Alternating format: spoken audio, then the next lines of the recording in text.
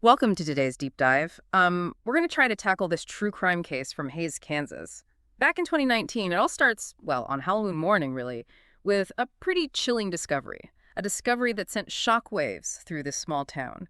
The mystery surrounding Kristen Trickle's death.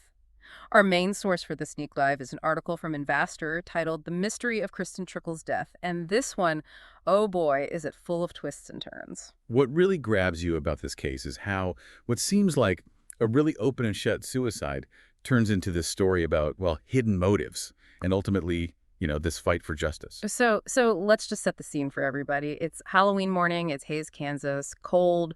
Snow's lightly dusting the ground.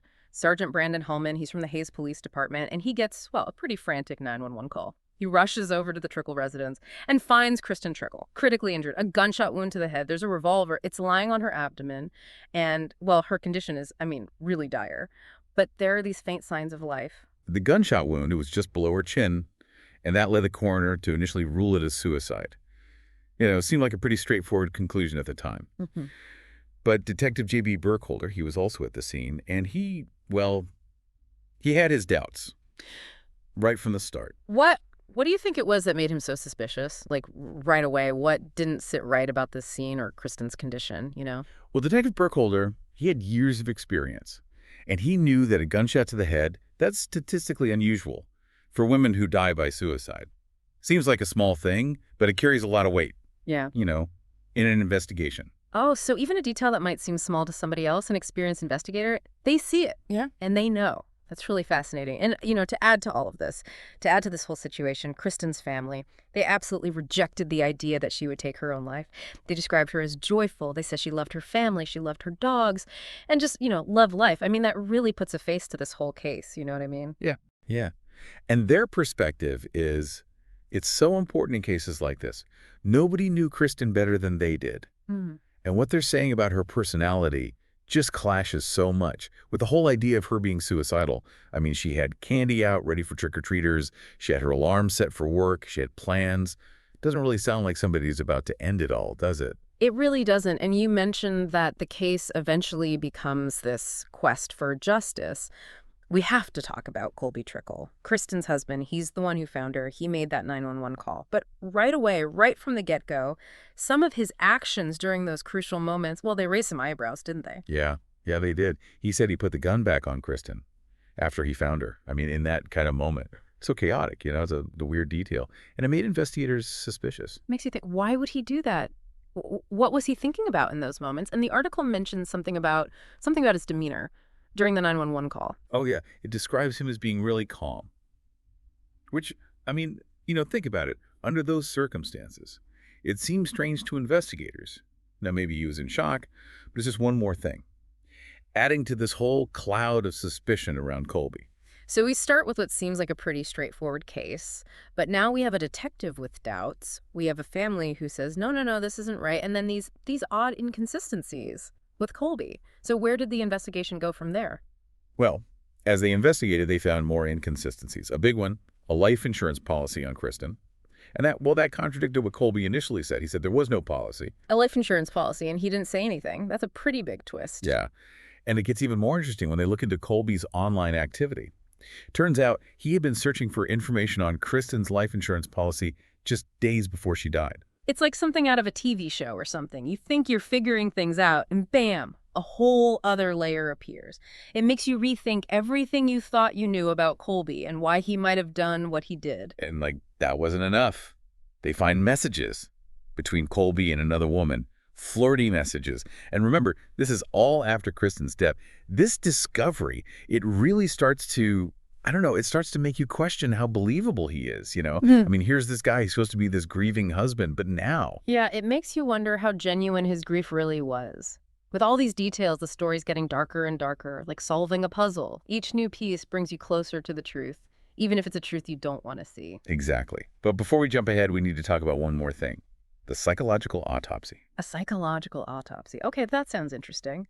What exactly is that, and how did it factor into all of this? So basically, it's like they look at the deceased's life, their mental state, their relationships, everything, really, leading up to their death. It helps you understand their mindset, especially when it's not clear how they died. And get this, it was the first time they ever did one of these in Kansas, which, I mean, tells you something about this case, right? So we had these conflicting narratives. The coroner initially said suicide, but the family absolutely did not believe that. So they brought in this expert to, I guess, get into Kristen's head and see if suicide was even, a possibility. Based on what they knew about her, what did they find out? What did this autopsy reveal? It painted a picture that was more in line with what the family was saying. Turns out, Kristen was afraid of guns. So the idea of her using one to, Yeah. as over it seemed pretty unlikely. And remember how Kristen's family described Colby as controlling? Turns out Kristen had actually moved to Kansas City, trying to get away from him, to give herself some space. Sadly, it seems like even that wasn't enough to get away. It's heartbreaking to think about her feeling so trapped. The whole situation, it really paints this dark picture of their relationship. It makes you wonder, with all this coming out, how long did it take for them to start looking at Colby as a suspect? It took a while. Even with all the evidence piling up against Colby, it still took some time for things to, really change. It wasn't until a new county attorney came in, Robert Anderson, in 2021, that the case really started moving again. Sometimes that's all it takes, a fresh pair of eyes, someone to come in and shake things up a little. Yeah, exactly. Anderson looked at everything, and he agreed with Detective Burkholder. This wasn't a suicide. It was a homicide. I bet Detective Burkholder felt vindicated. After all those years pushing back against the initial ruling, he really stuck to his guns, didn't he? It's kind of amazing to think about his dedication to finding the truth. It really is. Anderson's arrival changed everything. And in July 2021, almost 2 years after Kristen's death, Colby was arrested for murder. 2 years. That's a long time for her family and friends to wait, to have their suspicions confirmed. I can't imagine the mix of emotions they must have felt. Relief, anger, vindication. For sure. It's not like anything can erase what happened, but at least they were finally getting somewhere. It was a step in the right direction, moving away from suicide and towards, holding Colby accountable. So Colby is arrested. What happens next? Does he try to claim he's innocent, or was there more evidence that came out? Things actually got even more complicated. The defense tried to say that Kristen's depression, her past struggles, that was the reason she might have taken her own life. They even tried to use the initial coroner's report to support their claims, even though we know that report was later challenged. Sounds like they were trying to throw everything at the wall and see what stuck, create enough doubt to maybe sway the jury. But with so much pointing to Colby, how did the prosecution fight back? They were ready. They laid it all out, all the inconsistencies, everything we've talked about, Colby's behavior at the scene, the 911 call, the life insurance, those messages on his phone. Their argument was that this was all planned, that Colby had a reason to kill Kristen. Sounds like they had a solid plan. They stuck to the facts and let Colby's own actions tell the story. It must have been a pretty intense trial. I imagine both sides were really going at it. Oh, absolutely. But in the end, the evidence was just too much. The jury found Colby Trickle guilty of murdering his wife. Justice for Kristen and her family. It's a shame it took so long, and obviously it can't bring her back, but this case really shows how important it is to look beyond the surface, to question things, to not just accept the easy answers, to just keep digging until you find the truth, no matter how long it takes. It does. And, Cordy's conviction is the end of the legal story.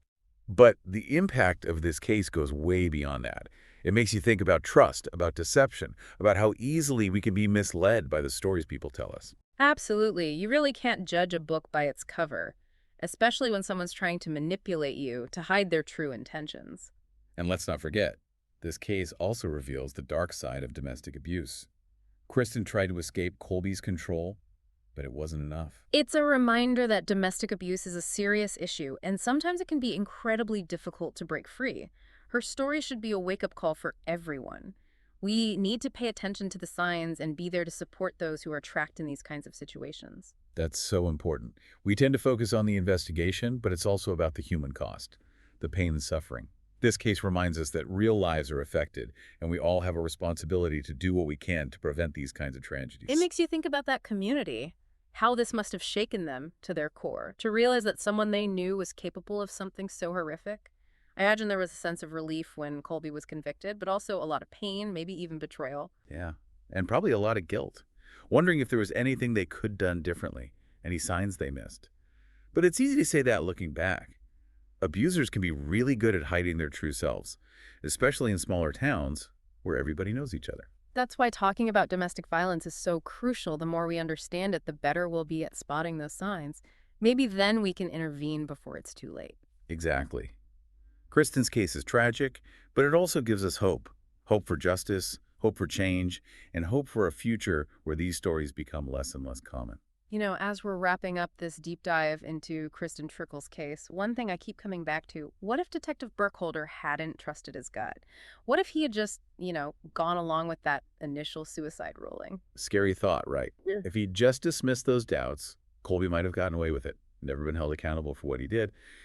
It really speaks to Detective Burkholder's experience, his dedication to finding the truth, even when it meant going against the grain.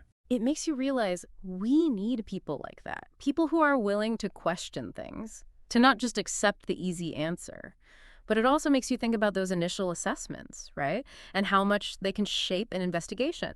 The coroner's ruling, I mean, I get it based on what they saw at first, but it was wrong. It really highlights how important it is to be thorough, to be objective right from the start.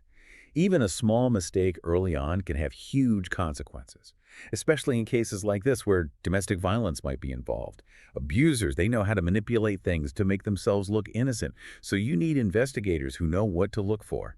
And how many cases are out there, where those red flags were missed, where victims weren't believed? Kristen's case, it's a reminder that we can't let up. We have to keep pushing for better training, more resources, a system that really protects victims. Absolutely.